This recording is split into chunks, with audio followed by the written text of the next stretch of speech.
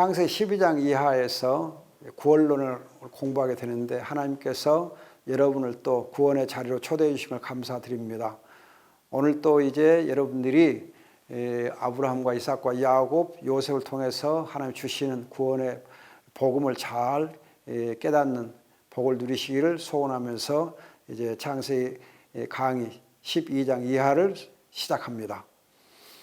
여러분들이 창세기 이제 12장 이하를 공부할 때 정말 주의할 것 중에 하나는 시편 105편을 여러분들이 한번 읽어볼 필요가 있어요. 시편 105편 보면은 7절 이하에 보면 그분은 여호와 우리 하나님이시며 그분의 판결이 온 땅에 있다. 그 다음에 주께서 자신의 언약 곧 주께서 천대에 명령하신 말씀을 영원히 기억하시나니 아브라함에 맺으신 언약, 이삭에게 하신 맹세, 야곱에 세우신 규례, 이스라엘 주신 영원한 언약이다 그래요. 자, 여기 보면 하나님이 이제 언약을 세우셔서 우리를 구원하시려 할 때에 아브라함과 이삭과 야곱과 세운 이 영원한 언약, 이걸 통해서 하나님 역사하시거든요. 그래서 창세기 2장에서 제가 언약의 하나님 이야기 말씀드렸는데 이 언약이 창세기에서 흐르고 있는 가장 중심되는 핵심이에요. 핵심 단어, 핵심 주제. 그런데 이제 아브라함과 이삭과 야곱과 세운 언약이다 라고만 되어 있고 요셉은 거기에 포함이 안 되어 있습니다. 요셉 포함 안 되어 있어요. 그래서 여러분들 성경에 보면 아브라함 하나님, 이삭 하나님, 야곱의 하나님 그렇게 소개되어 있지만 요셉 하나님 소개 안 돼요. 아브라함 하나님, 이삭 하나님, 요셉, 야곱의 하나님. 또 믿음의 조상 그러면은 아브라함과 이삭과 야곱만 얘기하고 요셉은 그 조상에 끼워 넣지 않아요.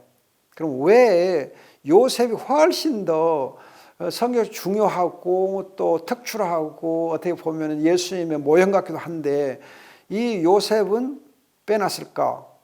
또 여러분들이 창세기를 읽어보시면은 아브라함과 이삭과 야곱은 하나님 직접 나타나서 직접 말씀하시고 또 단을 쌓고 하나님의 이름을 부르고 막 그래요.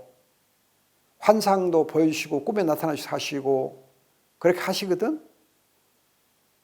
하나님 직접 나타나서 말씀하시고 단을 쌓고 해요. 그런데 요셉의 경우는 하나님 나타나신 일이 없어요. 하나님 단을 쌓은 일도 없어요. 하나님 직접 말씀하신 것도 없어요. 참 재밌는 사실이에요. 그런데 여기 이제 시편 105편을 여러분 보시면은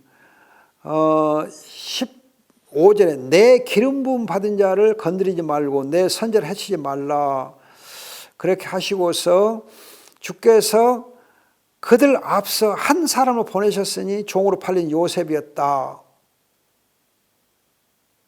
자, 지금 이 아브라함, 이삭과 야곱의 경우 선지자로 호칭을 해요.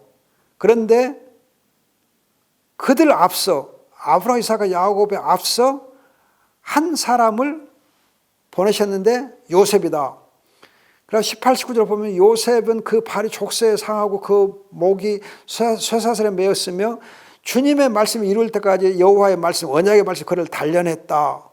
그리고 하나님이 그를 바로의 집에 주관자로 삼으시고 어떻게 하시고 모세를 통해서 이루신 모든 말씀이 다 이루었다. 그러면서 42절에 보면 이는 주께서 그의 거룩한 말씀과 자기 종 아브라함을 기억하시기 때문이다. 자, 여기 보면 하나님께서 구원을 베푸시고 이 세상을 통치하실 때에 아브라함과 맺은 그 언약의 말씀 때문에 하세요.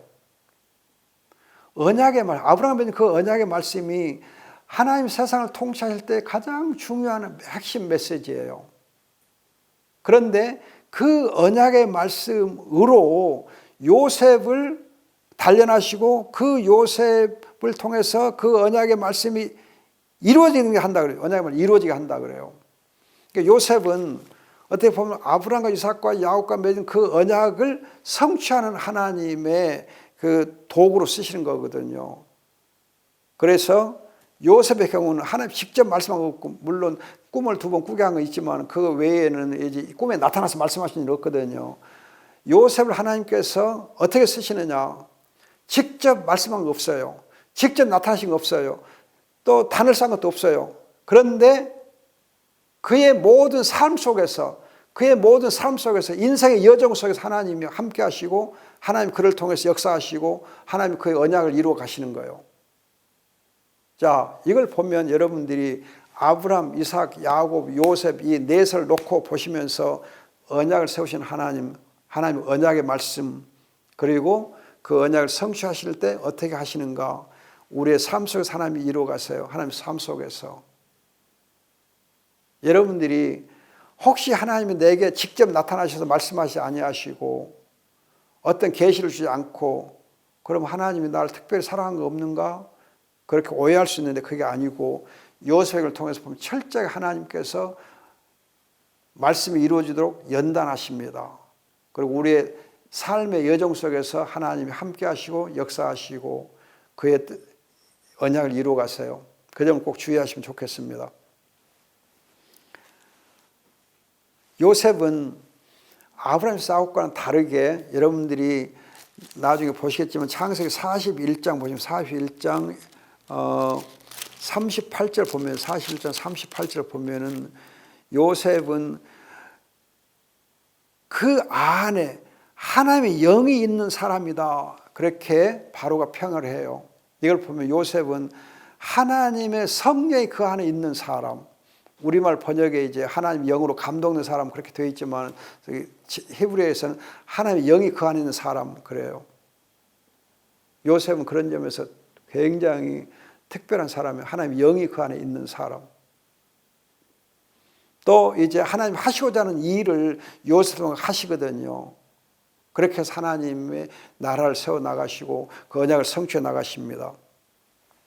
자, 그럼 오늘은 이제 이 아브라함을 공부하게 되는데 아브라함을 보려면 여러분 12장으로 건너가기 전에 11장 여러분들이 10절에서부터 보면 셈의 자손, 셈의 이제 계보를 소개하면서 여러분들이 24절 보면은 나홀이 나오고 데라가 나오고 아버지 데라가 나오고 데라가 70년을 살고 아브라함과 나홀과 하란을 낳고 그리고 이제 데라의 계보는 이러하다 해가지고 27절 데라의 계보를 소개하면서 아브라함 나홀 하란을 낳고 하란을 롯을 낳고 그런데 아브라함의 아내 이름은 사레고 30절에 보면 사레가 임신하지 못하여 자식이 없었다 그래요.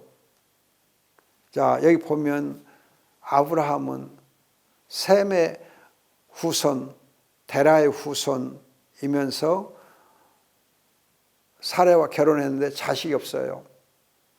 그러면 여러분 생각해 보세요. 자식이 없다고 하는 것은 정말 힘이 없는 거거든요. 힘이 없어요. 힘이 없고 약하거든요.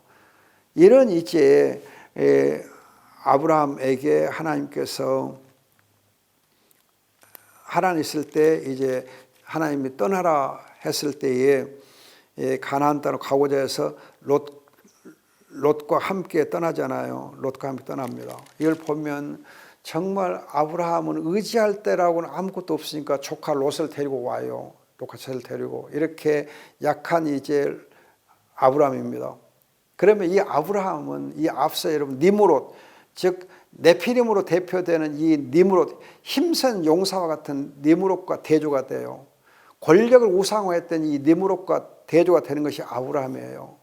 하나님은 니므롯처럼 힘센 사람을 통해서 그의 구원 역사를 이루시냐? 그게 아니고 자식도 없는 조카 롯을 의지하지 않으면 안 될 만큼 그렇게 힘이 없는 아브라함을 택해서 구원 역사를 이루어요. 여러분들이 예수님의 경우를 보면은 예수님께서 정말 천한 목수의 아들 태어나시잖아요. 또 예수님께서 택한 제자를 보면은 가버나움 중심의 그런 어부들을 택하시잖아요. 어부들은 율법도 모르고 정말 천한 사람들이잖아요. 그들을 통해서 하나님이 교회 이렇게 반석 같은 사람들, 반석들로 세우시잖아요.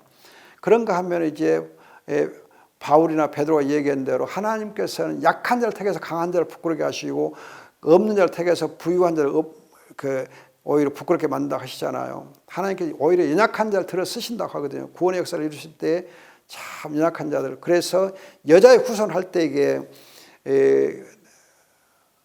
베레스의 계보에 있는 것처럼 다말, 라합, 룻 그렇게 이방 여자들 또 어떻게 보면 천하게 보는 이방 여자를 통해서 하나님 구원의 역사 이루시거든요. 하나님은 신분을 보지 않아요. 하나님은 권세 있고 없고가 중요한 거 아니고 하나님께서는 약한 자를 들어서 오히려 쓰신다 하는 걸 알 수 있어요.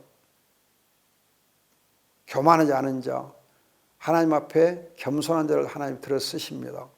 자, 이 아브라함 경우를 보면 여러분 주의할 거가 하란에서 떠난 것처럼 보이지만은 하란에서 떠난 것 보이지만은 사도행 7장 보시면은 7장 2절입니다. 아브라함이 아직 하란에 살기 전 메소포타미에 있을 때 영광의 하나님께서 그에게 나타나셔서 말씀하기를 너는 내 고향과 내 친척을 떠나 내가 내게 보여줄 땅으로 가라 하심으로 그가 갈대아 땅을 떠나 하란으로서 살다가 그의 아버지가 죽은 후에 이렇게 옮기셨다 그래요. 자, 우리가 창세기만 딱 보면은 이제 11장 31절에서 아브라함이 이제 사라를 데리고 가나안 땅으로 이제 그 데라와 함께 온 것으로 되어 있어요. 그래서 데라가 아브라함 롯을 데리고 사라를 데리고 가나안 땅으로 가려고 해서 갈대 우르에서 떠났다. 그렇게 되어 있거든요. 그리고 하란에 도착했다. 거기서 살았다. 그래요.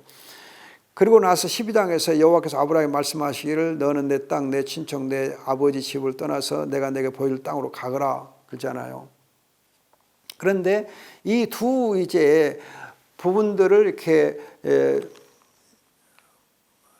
해석하면 있어서 이 사도행전 7장에 있는 스데반의 설교를 보면은 이미 하나님 영광의 하나님께서 갈대아 우르에서부터 하나님께서 이 아브라함 나타나시고 말씀을 주시거든요. 직접 주시고 떠나라 하시거든요.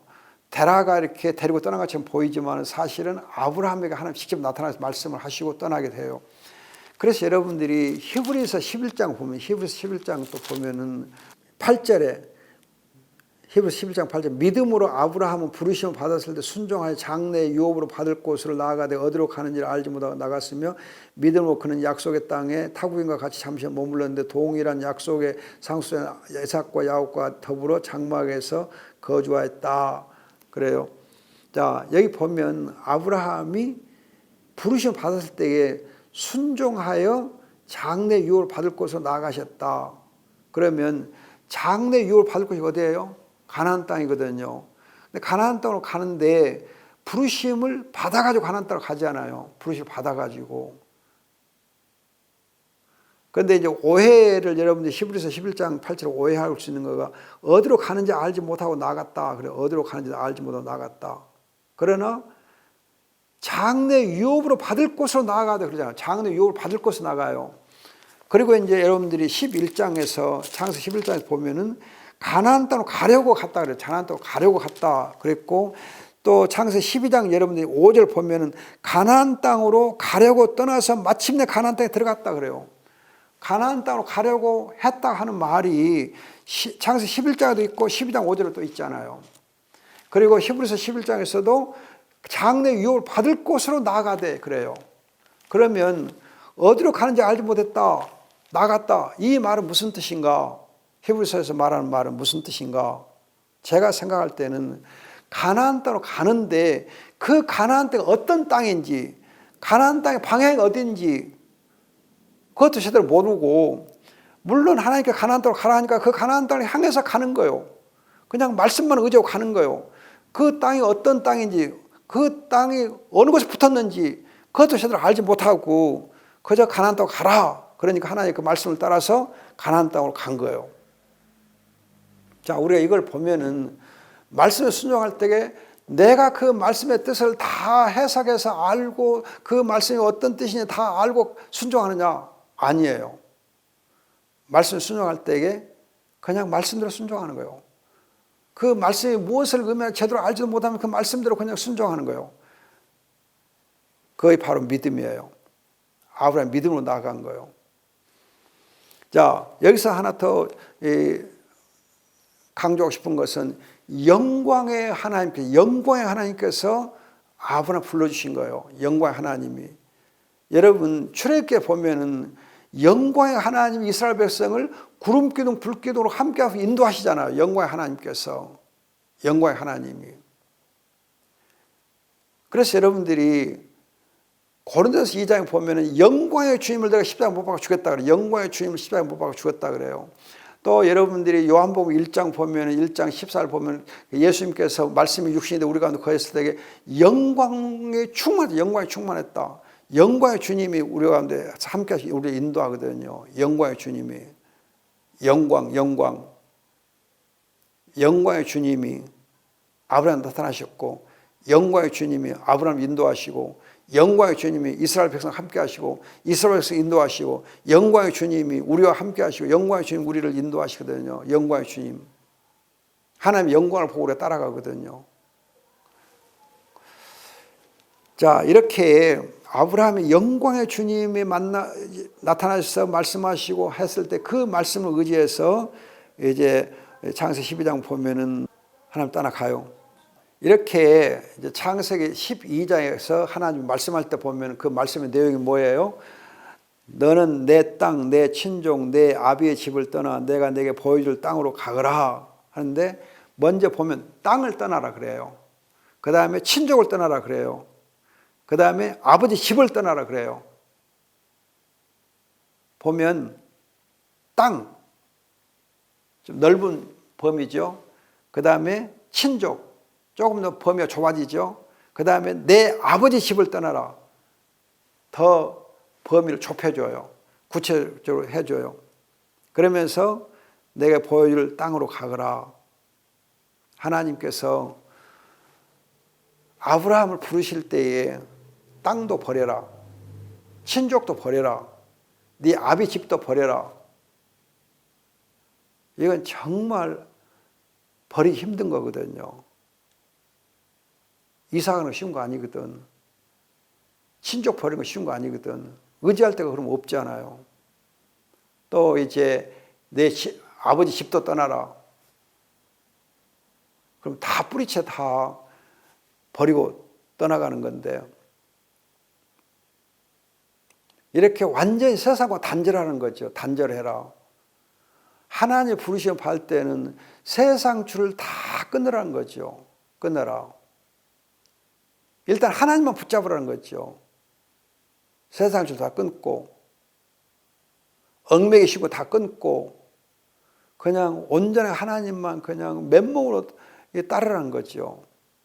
여러분, 우리가 하나님께 순종하려고 할 때 이게 모든 세상과 다 끊어버리고 하는 거 쉽지 않아요.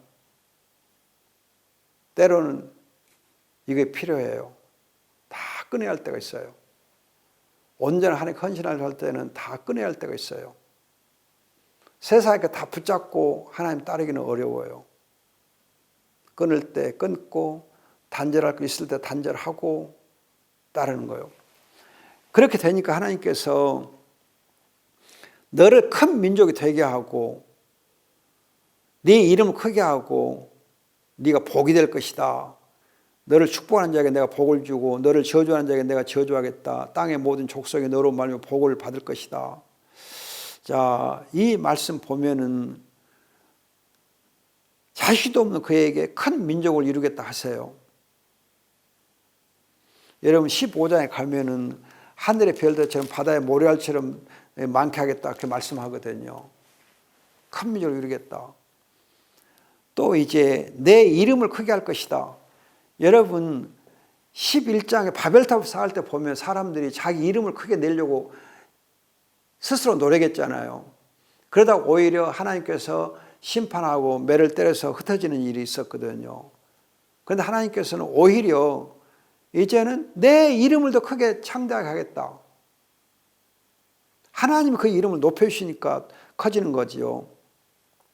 또 이제 니므롯은 오히려 모든 사람들에게 화덩을 해야 돼. 화덩을 해야 돼. 그래가지고 그 니므롯 때문에 사람들이 다 흩어지는 이 하나님 심판을 받잖아요. 그런데 이제는 아브라함을 인해서 오히려 모든 족속이 복을 받을 것이다. 네가 복이 될 것이다. 어마어마한 복을 주세요. 이 언약의 말씀처럼 귀한 말씀이 없어요. 큰 민족이 되게 하고 내 이름을 크게 하고 복이 되게 하고, 그런데 더 중요한 것은 땅의 모든 족속이 너로 말미암아 복을 받을 것이다. 그러는데 여기 너로 말미암아 이 문구가 히브리의 경우는 네 안에서라고 번역하면 네 안에서라는 뜻이에요. 네 안에서, 네 안에서.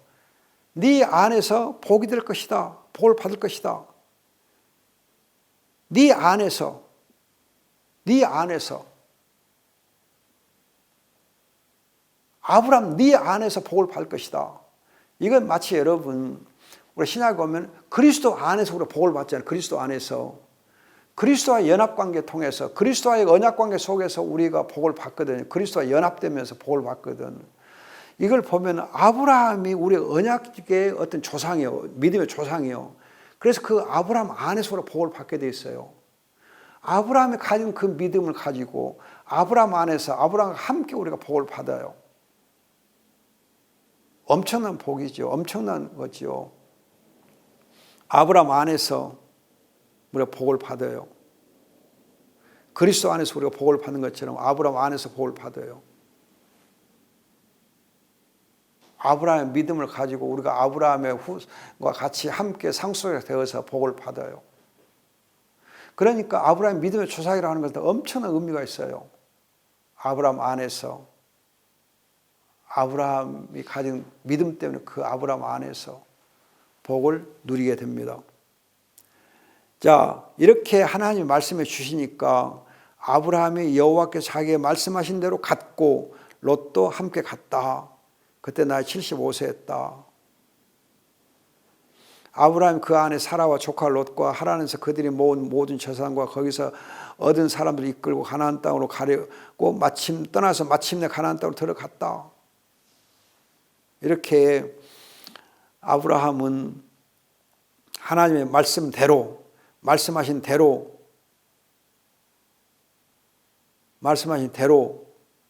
떠나요. 또 가나안 땅으로 가려고 떠나서 마침내 들어갔다. 말씀 순종해서 결국은 마무리 지은 거예요. 이걸 보면 하나님의 말씀을 의지하는 신앙은 끝까지 순종해야 돼요. 끝까지 순종해야 돼요. 그래서 그 말씀이 이루어질 때까지 순종해야 돼요. 내가 주의 뜻 행하기를 즐기옵니다 하는 것처럼 주의 뜻이 이루어지기까지 말씀을 순종해야 돼요. 하다가 아니하면 안 돼요. 이렇게 말씀에 순종해서 가나안 땅에 들어갔어요.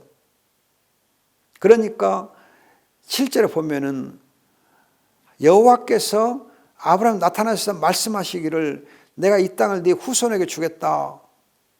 그러니까 아브라함이 거기서 자기에 나타나신 여호와를 위하여 그곳에 제단을 쌓았다. 제단을 쌓아요. 아브라함은 말씀 중심의 신앙, 제단 중심의 신앙생활이에요. 제단 중심의 신앙생활. 말씀 중심, 제단 중심, 하나님께 단을 쌓고 기도하는 그런 삶을 살아요. 기도로 시작하고 기도로 이렇게 해요. 그래서 나중에 여러분들이 창세기 24장 가면은 아브라함의 종이 이제 며느리 데려오는 일과 관련해서 보면은 기도로 시작하고 기도로 마무리해요. 기도를 해요. 종도 기도하기를 좋아해요.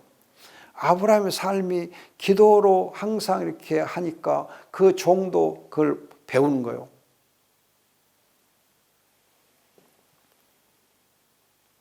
또 이제 제단을 쌓았다. 그 다음에 8절에도 보면 그가 거기서 베델 동쪽 산지로 옮겨 장막을 쳤는데 서쪽은 베델, 동쪽은 아이. 그가 거기서 여호와를 위해 제단을 쌓고 여호와의 이름을 불렀다. 또 이렇게 하나님 앞에 제단을 쌓아요. 여기서 제단 쌓고 저기서 제단 쌓고 제단 쌓기를 좋아해요. 나중에 여러분들이 13장에도 가면요 4절에 아브라함이 처음으로 제단을 쌓았던 장소로 거기서 그는 여호와의 이름을 불렀다. 그렇게 항상 제단 쌓는 걸 좋아해요. 제단 쌓는 것을. 믿음은 말씀에 따르는 거고 믿음 그건 제단을 쌓고 하나님을 이름을 부르며 기도하는 겁니다. 이렇게 해서 아브라함의 복의 근원이 되고 아브라함이 하나님의 언약의 조상이 될 수 있는 언약의 조상, 믿음의 조상이 될 수 있었던 겁니다. 자, 이렇게 이제 아브라함의 시작이 참 은혜롭게 잘 시작이 돼요. 그런데 12장 10절에 보면 그 땅에 기근이 있었는데 기근이 심함으로 아브라함이 이집트에 거류하려고 그곳으로 내려갔다 그래요. 이집트로 내려가는데 여러분들이 그 앞에 8절은 베델 동쪽 산지로 옮겨 장막을 쳤고 아이가 있고 그 다음에 네게브 쪽으로 내려옵니다. 점점 아래쪽으로 내려와요. 그러다가 기근이 좀 심하니까는 아예 그냥 이집트로 내려가 버려요. 여기서 우리가 이제 자 아브라함의 일종 어떤 약점이라 할까요? 그 있는데 우리가 뭔가 이렇게 조금 순종하면서도 인간적인 어떤 이 생각을 이렇게 가지고 할 수가 있어요. 그러다 보니까 아브라함도 덫에 걸려 그래가지고 이렇게 애굽 땅으로 내려가는 일을 하게 되고, 그리고 애굽으로 내려가서 거기 가서 이제 자기 아내를 누이락하고, 그러니까 이집트 사람들이 그 여자를 보니 매우 아름답고 바로가 그 여자를 바로에게 칭찬하고 바로가 이제 불러가고 자기 아내로 삼으려고 그러잖아요. 그러나 이제 17절에 보면은 여호와께서 아브라함의 아내 사라의 일로 바로와 그의 집안을 큰 재앙으로 치셨다 그래요. 그래서 바로가 아이쿠야 큰일 났다 하고 돌려 보내주고 그리고는 이제 떠나게 하거든요. 그러니까 13절 보면 아브라함 그의 아내와 함께 그의 모든 소유를 가지고 에집트에서 네게브로 올라갔고 롯도 함께 갔다. 네게브가 여러분 12장 9절 보면은 네게브로 갔었잖아요. 이동했어요. 그곳으로 다시 이렇게 가는 걸 볼 수 있어요. 근데 문제는 이제 재앙들로 바로를 치기 전에 이제 16절 보면은 바로의 궁전에 불려감으로 해서 아브라함을 바로가 후대해줘요. 그 여자 때문에 후대해줘. 그래서 양떼, 소떼, 나귀, 남종, 여종, 암나귀, 낙타들을 많이 얻게 해주잖아요. 재산이 많이 늘어나. 많이 늘어난 이 재산을 가지고 올라와요. 그래서 아브라함이 가축과 은과 금으로 부유해졌다. 아브라함이 어떻게 보면은 기근 때문에 에집트로 내려갔고 거기서 아내 때문에 좀 창피한 일을 당했지만은 물질적으로 부유하게 된, 우리 세상적으로 보면 전화위복된 그런 거 있잖아요. 전화위복된 것처럼 보여요. 그러나 주의할 것은 물질적으로 부유해졌다고 해서 그게 전화위복인가 복이 되는가. 오히려 그것 때문에 롯의 이 목자들하고 아브라함 목자들 사이에 다툼이 생겨나고 해서 서로 헤어지는 일이 생겨나요. 그렇게 헤어지는 일이 생겨난 다음에 보면은 롯은 이제 소돔 고모라 쪽으로 옮겨가면서 거기서 점점 망해가는 것이 있잖아요. 그리고 아브라함도 사실은 그 재산들 때문에 또 어려움이 또 생길 수도 있고 한 거거든요.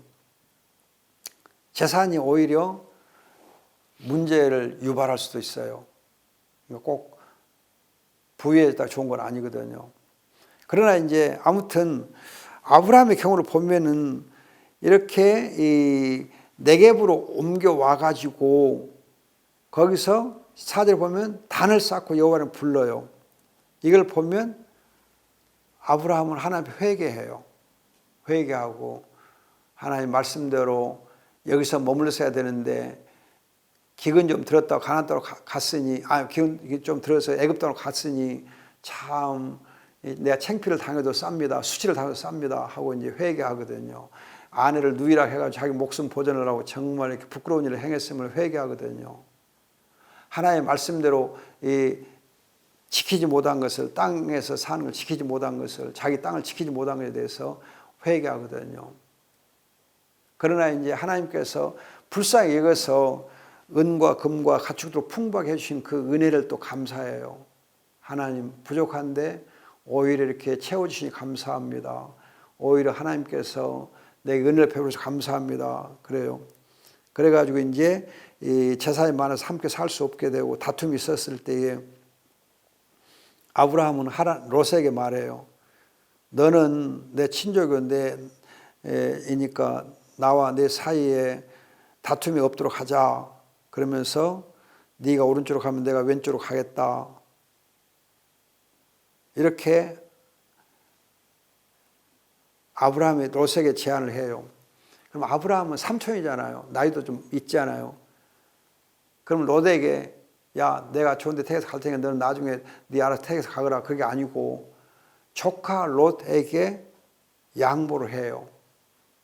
네가 가는 곳으로 네가 이리 가면 나는 다른 데로 가겠다. 양보를 해요. 이걸 보면 뭘 할 수 있냐. 단을 쌓고 회개했던 이 아브라함은 하나님의 애굽에서 베풀으신 그 은혜를 감사해서 하나님, 나는 하나님으로 만족합니다. 하나님으로 감사합니다. 이 재물들은 있어도 없어도 그만입니다. 난 하나님을 붙들고 살고 하나님이 내게 주신 것을 감사하겠습니다. 하는 거거든요. 그러니까 하나님의 복의 근원임을 알기 때문에 모든 양보할 수 있는 거예요. 양보할 수 있는 거예요. 그러나 롯은 그게 아니요. 오히려 하나님이 재물을 주니까 더 재물에 욕심이 생겨난 거예요. 욕심이 끝이 없는 거예요. 더 욕심을 부리는 거예요.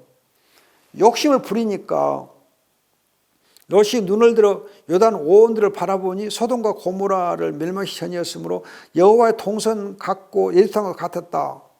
아, 내가 에집트 땅 안 가도 여기 또 좋은 에집트 땅과 같은 땅이 있네 하고 소돔 고모라 쪽으로 가요.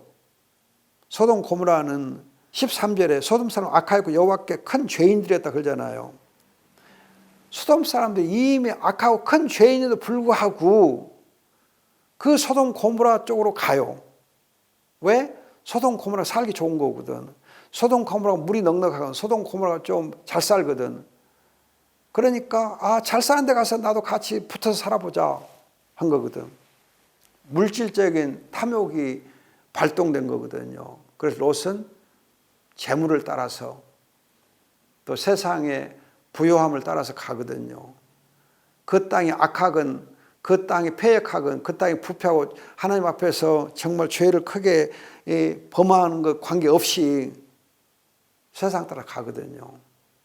여러분 우리가 롯을 지금 이렇게 평가하지만 롯처럼 사는 사람이 얼마나 많은지 몰라요. 여러분 성도들 중에서도 물질 복을 받으면 하나님 감사합니다. 그래놓고 또 욕심을 더 부려요. 욕심을 더 부려. 하나님 물질의 복을 주면 복을 줄수록 더 욕심을 부리는 것이 많은 사람들의 받는 시험이거든. 거기서 멈추질 않아요. 더 하거든요. 근데 아브라함은 멈췄어요. 롯은 더 해요. 롯의 말로가 어떻게 되는지 여러분 아시잖아요. 자, 소돔 사람 악하였고 여호와께 큰 죄인들이었는데도 불구하고 롯은 성읍들이 있는 곳으로 옮겨가요. 소돔까지 이르러 장막을 쳤다. 소돔 곁에 가서 살려고 한 거죠. 세속적으로 살려고 한 거지. 그래서 나중에 여러분 롯의 이제 딸들이 다 망하잖아요. 망하게 되거든. 자, 여기에 반해서 이제 이 롯이 아브라함을 떠난 후에 여호와께서 아브라함에 말씀하시면 너는 눈을 들어 너 있는 곳에서 동서남북을 바라보아라. 내 후손에 영을 줄 것이다 했어요. 자, 여기 보면 아브라함의 말씀을 너는 눈을 들어 바라봐라 그러잖아요. 너는 눈을 들어 바라봐라 그랬어요. 그런데 10절에 보면은 롯이 눈을 들어 요단 오온들을 바라보니 그냥 좋았다. 그래서 거리 옮겨가거든요. 떠나갔다 그래요. 하나님이 말씀하신 일이 없이 하나님께 묻지도 않고 하나님의 말씀을 듣지도 않고 하나님이 바라보란 말도 없는데 지 눈으로 보고 가는 것이 롯이에요. 지 눈에 좋은 대로 보고 간 거예요. 지 눈에 보니까 소돔 고모라가 좋게 보이거든. 간 거예요. 그러나 아브라함의 경우는 하나님이 야 네가 눈을 들어 보아라. 네가 눈을 들어 보아라. 하나님 보라 할 때 보고 가는 거예요. 내가 그것을 내게 주겠다. 그래요. 그때 아브라함은 장막을 옮겨 헤브론으로 있는 마므레 상수리 나무 근처에 있는 곳으로 가서 거기서도 여호와께 제단을 쌓았다. 그래 제단을 쌓았다. 롯은 제단 쌓았단 말이 없어요. 롯은 지 눈에 보기 좋은 데로 갔어요. 거기서 장막을 치고 살았어요.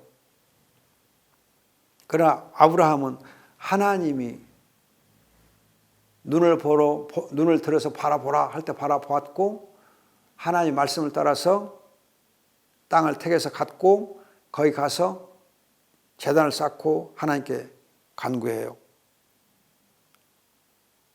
이렇게 보면은 아브라함은 하나님 주신 복을 감사하고 만족해요. 또 단을 쌓고 회개도 하고. 그리고 롯은 소돔 고모라 에집트 땅처럼 여호와의 동산처럼 물이 풍부하고 겉으로 보기에 부유하게 보이는 땅으로 가요. 그러나 아브라함은 헤브론 땅은 사실은 척박한 땅, 척박한 땅. 하나님께서 비를 내려주지 아니하면 농사 지을 수 없는 땅이 헤브론 땅이에요. 물이 풍부한 소돔 고모라하고 천수답, 즉 하나님의 비를 주시하면 농사를 지을 수 있는 이 헤브론 땅하고는 비교가 안 되거든. 이건 아브라함은 하나님 중심의 삶을 살고 하나님이 은혜를 주시면 그 은혜대로 살겠다 하고 헤브론 땅으로 간 거고 롯은 자기 욕심 따라 간 거거든요. 여기서 우리가 보면 참 이 아브라함의 경우 세상의 표준을 따라 살지 않고 하나님의 표준을 따라 사는 거예요. 그래서 아브라함 안에 있는 자들의 복을 아브라함과 함께 받게 되는 거예요. 연약하고 부족한 이 아브라함 하나 들어서 믿음의 조상을 세우신 거예요. 말씀에 순종하고 단을 쌓고 회개를 좋아하고 오히려 환경에 좌우되기보다는 하나님을 붙잡고 사는 것이 바로 믿음의 조상의 아름다운 믿음이에요. 이 믿음으로 사는 자가 아브라함과 함께 유업을 받을 자가 되고 복의 근원이 될 수 있는 겁니다. 하나님께서 이 아브라함의 믿음을 우리에게 주시기를 바랍니다. 감사합니다. 고맙습니다.